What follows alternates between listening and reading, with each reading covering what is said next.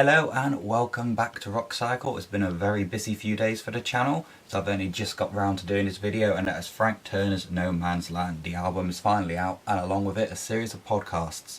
So let's get into the discussion about it.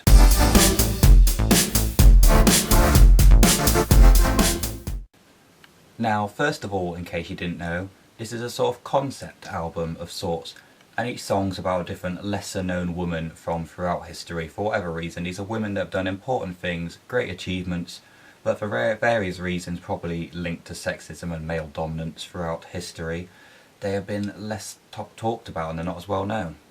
Now, a lot of reviews of this album have been very based on the politics of that. I'll show a few examples around here, but we're not going to focus on that right now. We'll get to it in a bit. I wanted to do a review that talks about the music on the album mostly, because none of these are doing that. They're all focusing on the politics, but let's hear about the music. Now, this album is unmistakably Frank Turner. He's never varied far from his folk rock origins, and it's working for him. He keeps creating good fun songs in the same style. He knows what he can do very well and he likes to stick to it, and fair enough for him. But that's not to say there isn't variance within his genre that he sticks to. There's quite a lot of different styles and ways of doing folk rock just shown within this one album. You've got beautiful simplistic acoustic songs like Rosemary Jane, to the slow jazz beat of Nika, to fun instant Frank Turner classics like Sister Rosetta, packed full of energy. Now, I do like those songs still stood out to me, but I did feel a bit when I was listening through this album that a few of the songs just blur into one, and quite a lot of them just didn't really stand out to me. Which is a bit of a shame, because each one of these songs is an independent story and they deserve to stand out in their own right. But on a more positive note, what I did like about this album is at some points it feels like hearing a story or almost a poem with music in the background of it, rather than traditional music. It's a bit of a unique way of doing music, I felt like. That's how I interpret it, and I quite enjoyed it. I liked the way he went about it like that. There's a lot of emphasis on the vocals and the story that he was telling rather than on the music. Some of my favourites are The Lioness. It's energy packed, it's good fun, and it makes you want to sing and dance along from the first time you hear it.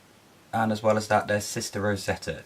There's fun, upbeat, groovy guitar riffs that just fill you with a positive vibe throughout. Now let's inevitably get onto the politics of this album. Now, first of all, I do want to say I am a straight white man, so I'm not going to pretend I'm the best person or the person who understands the most about oppression and feminism and that sort of stuff, so I'm just going to say it from my interpretations. But that being said, I have spoke to some of my female friends who are fans of his, and I've had a look at all the tweets about the new album, and it seems to me the vast majority of fans understand what he's doing.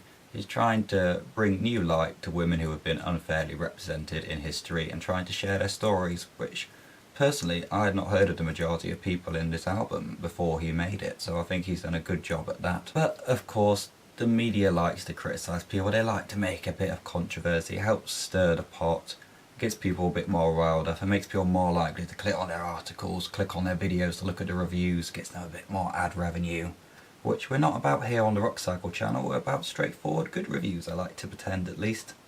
So it seems a lot of the hate, but not all of it, is coming from clickbaity media articles rather than his actual fans who understand him and know what he's doing and understand that there is a positive message behind this album. And one thing that bugged me from looking at a lot of these reviews, they didn't realise that there's the podcast series that goes along with this album, which I haven't actually had a chance to listen to yet, but I've read some reviews of it and read people talking about it.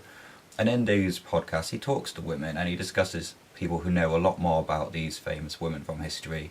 He talks to them about it and he goes into a lot more detail about the issues and stories being told. Because yes, he's only got like a short little song, he's going to gloss over the details. No one's life story can be told in 3 minutes, I don't feel, especially people who have done these big great things. So yes, he's gone out of his way to produce a podcast with this album, so I think he really believes in the message that he's trying to do in this album. Maybe some people feel he went about it the wrong way, but I fully support him in it. So my review of the whole album, I'm going to give it 3.5 stars.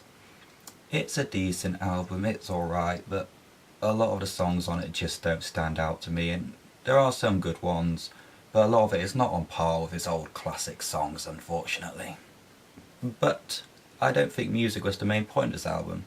It was more of the message behind it, the stories he wants to tell and he wants to share. And I can't rate that out of 5 stars, but I think he's done a brilliant job in doing that, so That was the purpose of this album, and he has succeeded in doing that.